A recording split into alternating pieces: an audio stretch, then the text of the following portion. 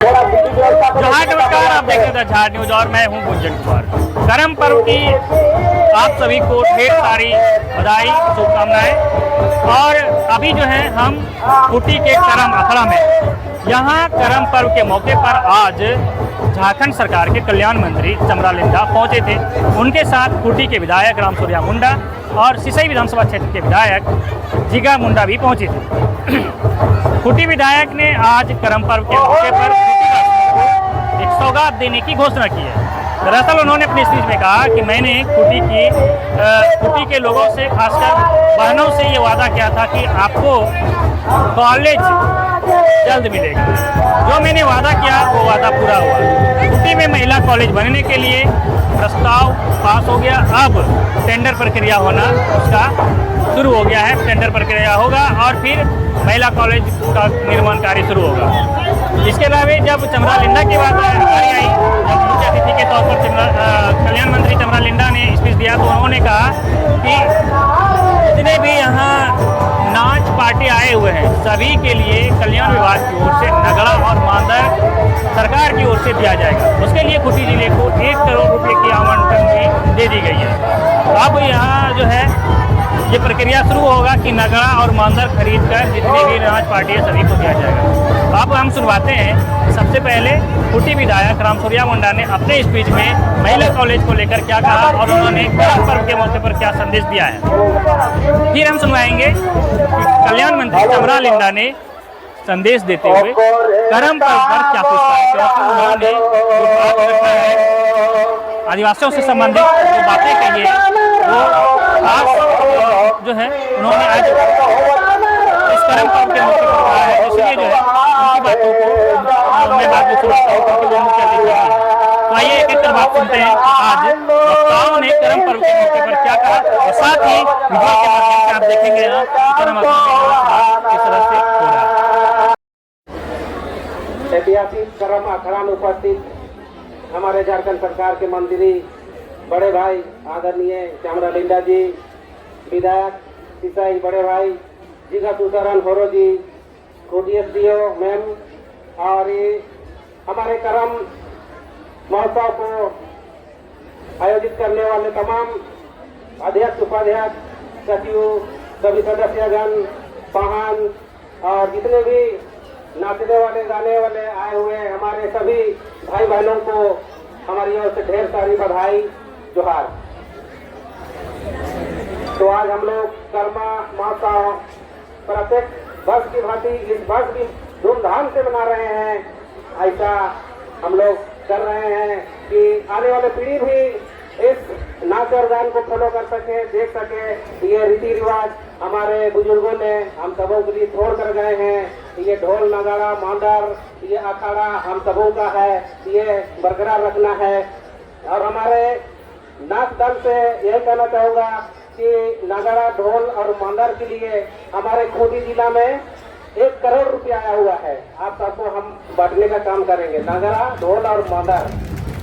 और हमने चुनाव के दौरान भी कुछ महिलाओं से, कुछ लड़कियों से वादा किए थे। कुछ लड़कियों ने हमें कही थी कि विश्व कॉलेज सिर्फ एक ही कॉलेज है खूंटी में हम लोग के लिए, यानी कि लड़कियों के लिए कॉलेज नहीं है।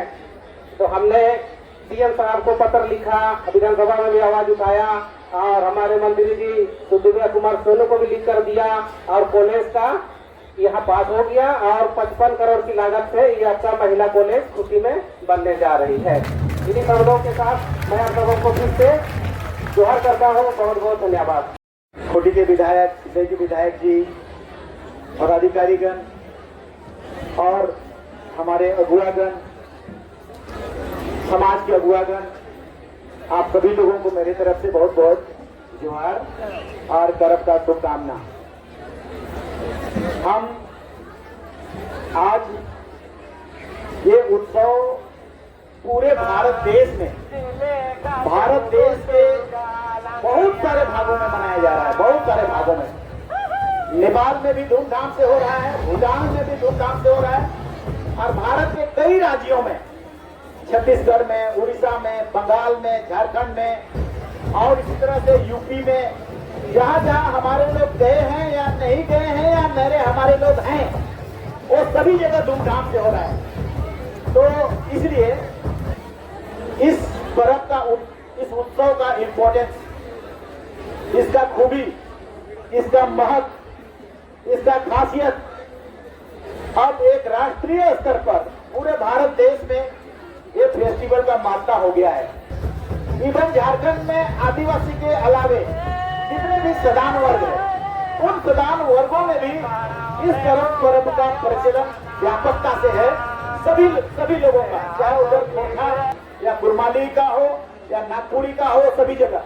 तो अब ये पर्व हमारे ख्याल से व्यापकता धारण कर चुका है और इसीलिए आप लोगों का जो पुरखों के द्वारा ये बुनियाद पैदा किया गया, इसमें इस पर्व उत्सव के लिए हम थोड़ा बात को कह लेते हैं, क्योंकि इसका जो भी फिलोसॉफी है, इसका दर्शन जो है वो दर्शन बहुत व्यापक है, बहुत बड़ा। इस दर्शन में जो अनुष्ठान है, इस पर्व त्योहार में जो अनुष्ठान है, जैसे एक क्वेश्चन हम आप सबको लाएंगे, एक करम वृक्ष को लाते हैं, इसके जगह में कोरंज को और कटहल को या आम को नहीं लाते हैं। खासियत तो कुछ तो होगा। ये खासियत क्या है? इसका खासियत के पीछे में आप जब डिस्कशन करेंगे तो पाएंगे इस सृष्टि का रचना को, इस सृष्टि में प्रकृति के माध्यम से पर्यावरण को और बैलेंस करना, इन सारी चीजों का महत्व स्थापित है। इसमें जो हम लोगों को जानकारी है, रामदयाल मुंडा जी दो बातों को बोलते थे, ये नाची से बाची, और दूसरी बात बोलते थे कि इस वृक्ष में ऑक्सीजन को, मतलब ये देवीय वृक्ष है। पुरखों ने कब ये पैदा हुआ होगा सृष्टि, तब से ये मनाना शुरू किया होगा और इसी वृक्ष को ला के देवतुल्य पूज्य करके इसके चारों तरफ महिमा करते हुए, इसका आराधना करते हुए और उसका पूजा पाठ किया। इसका मतलब है कि इसमें कुछ न कुछ खासियत है। खासियत क्या है? खासियत ये बताते हैं कि ये सिर्फ ऑक्सीजन देता है। बाकी आप लोग पढ़ते हैं कि सभी वृक्ष ऑक्सीजन 12 घंटा और कार्बन डाइऑक्साइड 12 घंटा, लेकिन ये सिर्फ ऑक्सीजन को देता है। एक वृक्ष और है जो हिंदू समाज इसको पूजा करते हैं, तुलसी। उस पर भी जब हम लोग इंटरनेट में देखते हैं तो उसमें भी इस बात का जिक्र है कि वो 24 घंटा ऑक्सीजन को देता है। हम इसको क्यों कर रहे हैं? दुनिया परेशान है। पूरा दुनिया में, प्रकृति में, धरती में प्रलय आ रहा है। कहीं पर ज्यादा पानी आ रहा है, कहीं पर जल रहा है, कहीं पर भूकंप आ रहा है, कहीं पर अंटार्कटिका पिघल के कोई देश को डुबा रहा है, कहीं पर कोरोना आ रहा है, बीमारियां आ रही हैं। क्यों ऐसा हो रहा है? ये सारे चीजों का कारण है प्रकृति का असंतुलन होना। और हमें हमारा सिंह ने या सरनामा ने कहा होगा, जब बनाया होगा पूजा पाठ को, तो वो कहा होगा कि इस पर्व त्योहार को कंटिन्यू रखना, इसी के माध्यम से पर्यावरण चलेगा। आदिवासी तुम सब प्रकृति को बचाओगे। दुनिया में अभी सारे साइंटिस्ट लोग परेशान है। क्यों? क्योंकि उन लोगों का देश दुनिया डूब रहा है, तो सोच रहा है, जैसे विश्व आदिवासी दिवस को बनाया यूनाइटेड नेशन वाले लोग, क्यों बनाया? उसको शुरू क्यों करवाया? आदिवासी जीवन पद्धति को लाओ, वो क्यों कराया? इसीलिए कराया क्योंकि धरती में प्रलय का या उसमें बहुत सारा प्रदूषण जो भी हो, कार्बन डाइऑक्साइड का संतुलन ज्यादा बढ़ गया, ग्लोबल वार्मिंग ज्यादा बढ़ गया, या जो भी हो, हम जो बात को कर रहे हैं, ये दार्शनिक बात को कर रहे हैं, फिलोसॉफिकल बात को कर रहे हैं, उस कारण को ढूंढ रहे हैं। काहे कि कारण हम लोग तो नहीं जान रहे। उत्सव के रूप में खाली मना रहे हैं कि हाँ गर्म आ गया, तो ढोल नगड़ा मांदर आ गया, नृत्य संगीत हो गया, नाचो गाओ देखो, और बस उत्सव हो गया, खत्म हो गया। लेकिन उसका कारण क्या है? आपके पुरखों ने इस उत्सव को मनाने के पीछे और उसका बुनियाद उस समय से, जब शायद ये धरती में मानव संस्कृति पैदा हुआ होगा, तब से ये त्योहार और तब से इस तरह का आध्यात्मिकता वाला पर्व त्योहार मनाया जाने लगा है। तो इसीलिए पहला रूप में जब हम लोग देखेंगे बहुत सारी चीजों को, इसका जितना भी, इसका कहानी भी जो है ना, कहानी में भी इस दुनिया में नैतिकता को सिखाता है।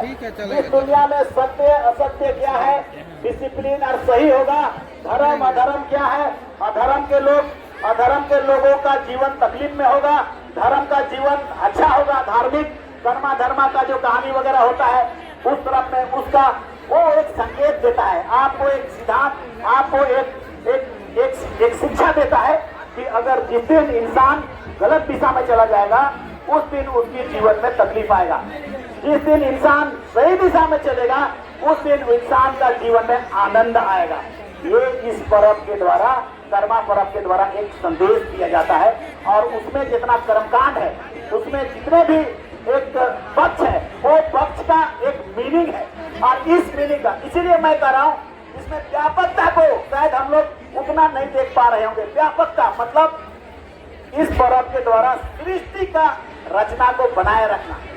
जब ऊपर वाला सुपर नेचुरल पावर भगवान जिसको हम लोग कहते हैं, सबसे पहले इस धरती को बनाए, सूर्य को बनाए, सूर्य की रोशनी आया तो यहाँ पौधा पैदा हुआ, पेड़ पौधा पैदा हुआ, हम सब ऑक्सीजन लेते हैं तब पैदा होते हैं। जब कार्बन डाइऑक्साइड बहुत ज्यादा पैदा हो जाएगा तो प्रलय आ जाएगा और धरती समाप्त हो जाएगा। इस कारण से इस पर्व के माध्यम से ऊपर वाला ने आपको एक संदेश दिया है कि इस धरती में तुम आनंद से रहना, खुशी से रहना सब कोई, लेकिन जो हम शर्त बता रहे हैं उसका पालन करना, और उसका पालन दुनिया में नहीं हो रहा है। इसलिए पूरा वर्ल्ड परेशान है, कोई डूबने की ओर और कहीं प्रलय आ रहा है, तो उसका संदेश सीधा सीधा यहाँ पर है। क्यों? क्योंकि जब जैसे हम लोगों को बताया जाता है कि इसमें जो चीजें हैं, जो कार्बन डाइऑक्साइड, ऑक्सीजन, ये साइंटिफिक तरीका है, तो इसीलिए उसको हमको खोजना होगा, उसको हमको जानना होगा। आप जब उसको जानेंगे तो आपके दिमाग में आध्यात्मिकता पैदा होगा। दूसरी बात हम कह रहे हैं नृत्य और संगीत, फोक डांस दुनिया में किसी समाज के पास नहीं है। सामूहिक नाच सिर्फ आदिवासी के पास है। और सामूहिक नाच, सामूहिक डांस, मतलब मेरा कहने का मतलब है अमेरिका हो, यूरोप हो, सारा कंट्री में सब डिस्को डांस और क्लब का डांस होता है। डांस क्या है? डांस मतलब योग है। डांस मतलब आपका जितना भी, आपके पुरखों ने ये बात को बताया कि देखो बीमारी दूर करना है, हार्ट को ठीक रखना है, किडनी को ठीक रखना है, तो तुम्हारा एक्सरसाइज, तुम्हारा अखड़ा में नगड़ा, ढोल, मादर, नाचना, देखना। हम अभी लड़का लोग को देख रहे थे, इतना जोर देख रहा था, इतना नाच रहा था, इतना उछल रहा था। अगर उतना उछलेगा आधा घंटा तो उसका अगर हार्ट में भी कोई बीमारी रहेगा और किडनी में भी कोई बीमारी रहेगा, वो तो पसीना से तर होकर सब फरफरा के निकल ही जाएगा। इन चीजों को तुम्हारे पुरखों ने ऐसा बात देख करके नृत्य और संगीत के माध्यम से दिया है। खाली मजा मस्ती उत्सव उतना ही कारण नहीं है। तो हमारा चलिए फिलहाल बने रहिए हमारे साथ, देखते रहिए द झार न्यूज।